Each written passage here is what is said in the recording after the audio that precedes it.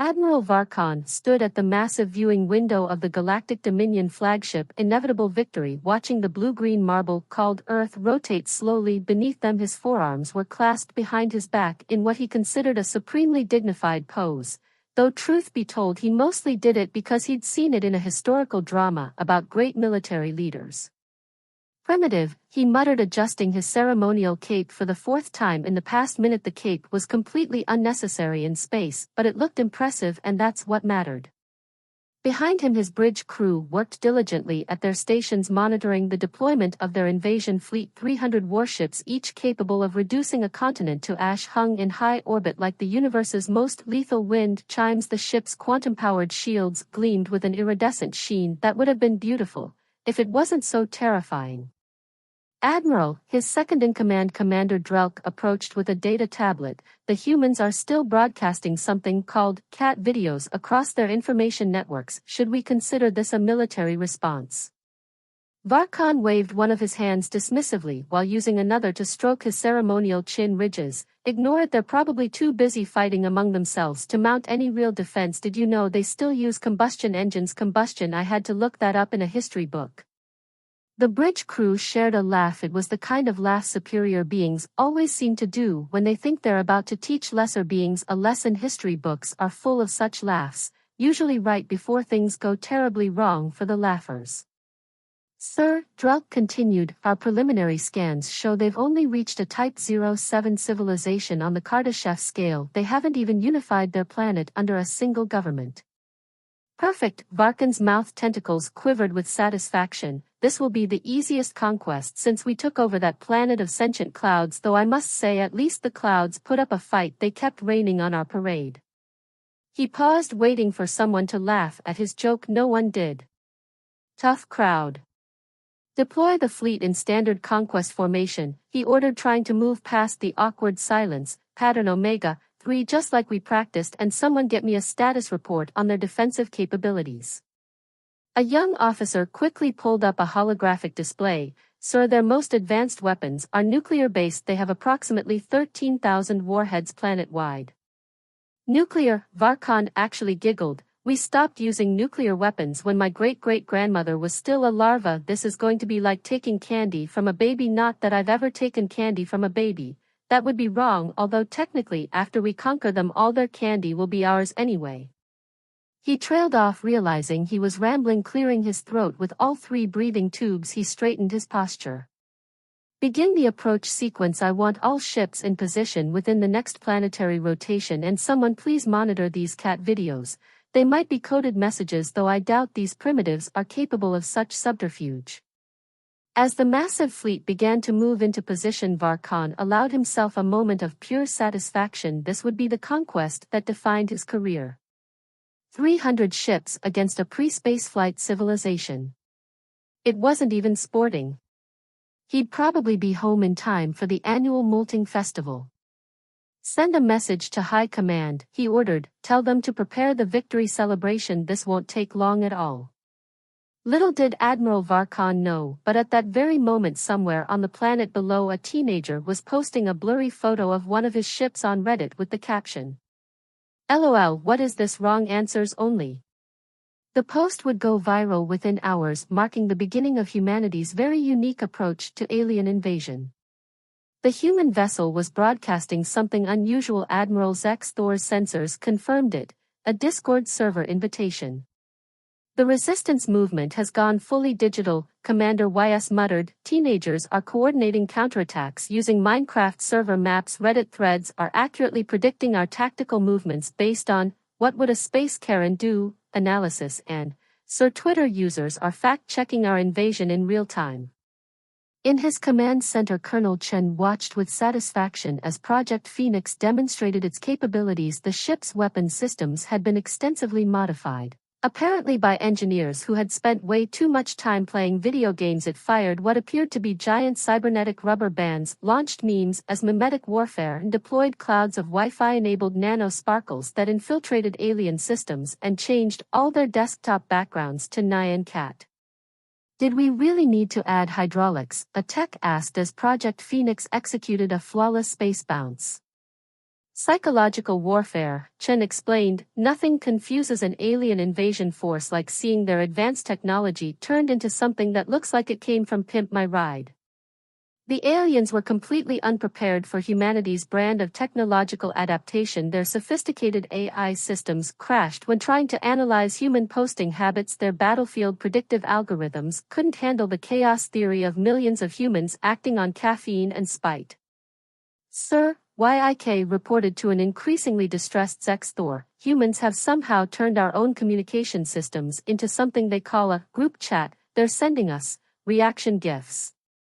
Project Phoenix swooped past the alien flagship, external speakers blasting "You can't touch this" while deploying weaponized pop culture references. Each blast forced alien ships to buffer like a bad YouTube video.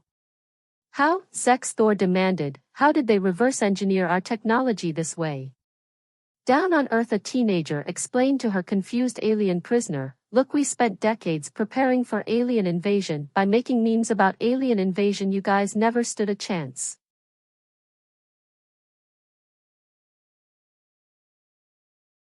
The resistance had transformed every social media platform into a weapon of mass disruption. Instagram influencers flooded the networks with top 10 alien invasion survival hacks, while YouTubers uploaded "I survived an alien attack, not clickbait" videos that, beneath the exaggerated thumbnails and reaction shots, contained genuinely useful tactical information. Somewhere in the depths of the internet, a lone genius had even launched an OnlyFans account dedicated to posting classified enemy schematics under the guise of hot engine pics.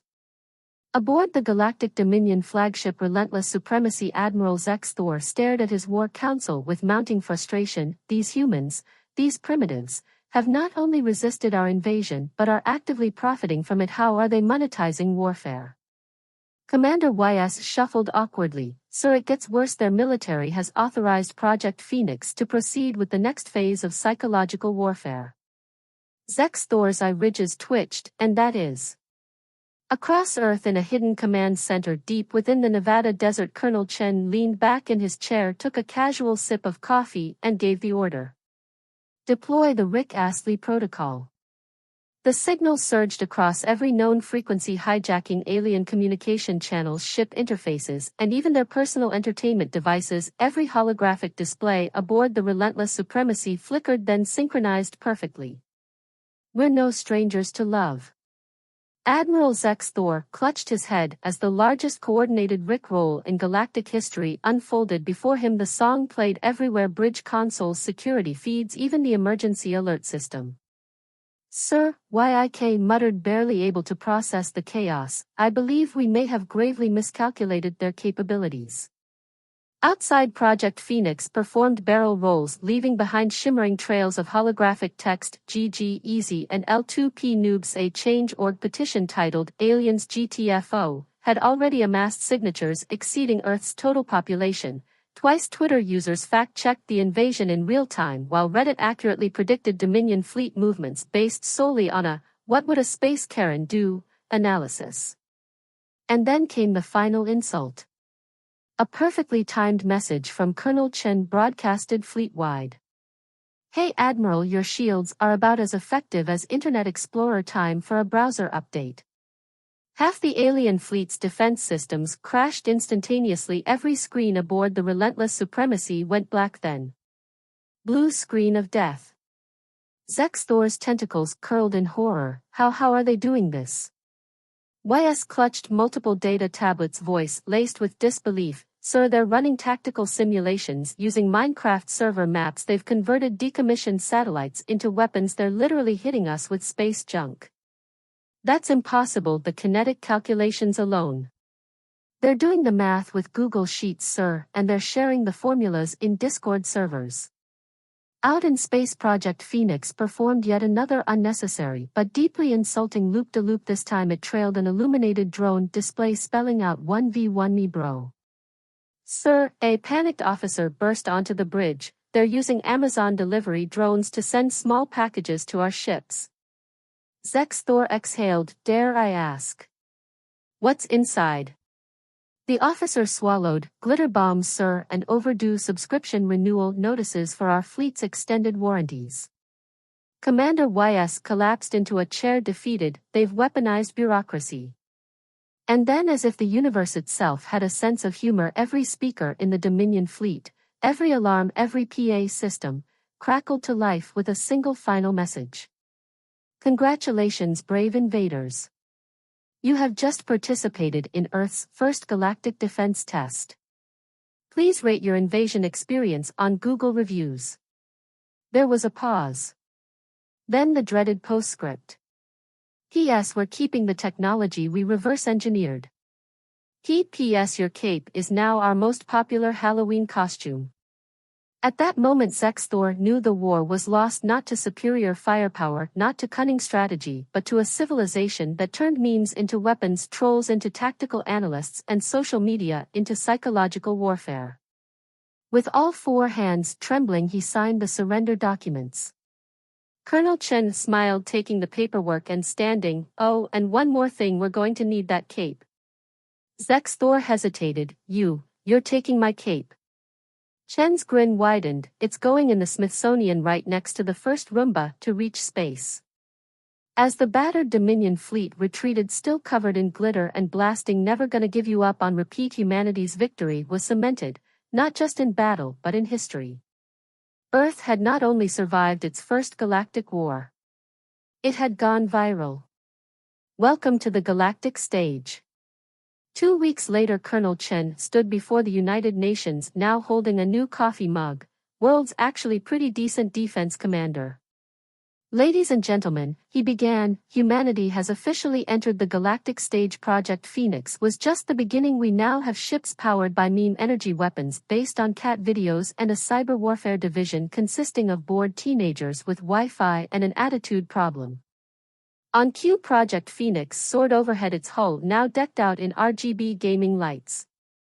Meanwhile, deep in Dominion space, Admiral Zexthor received a final notification. Earth had just joined the Galactic Social Network.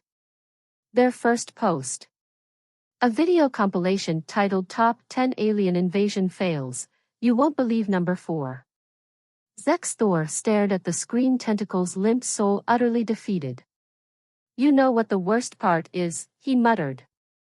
Yik glanced over. What, sir? Zexthor sighed. I kind of want to take their online course. And so humanity took its place among the stars, not with diplomacy nor conquest, but with trolling memes and pure chaotic ingenuity. The lesson was clear. Never mess with a species that can turn a failed alien invasion into a viral marketing campaign.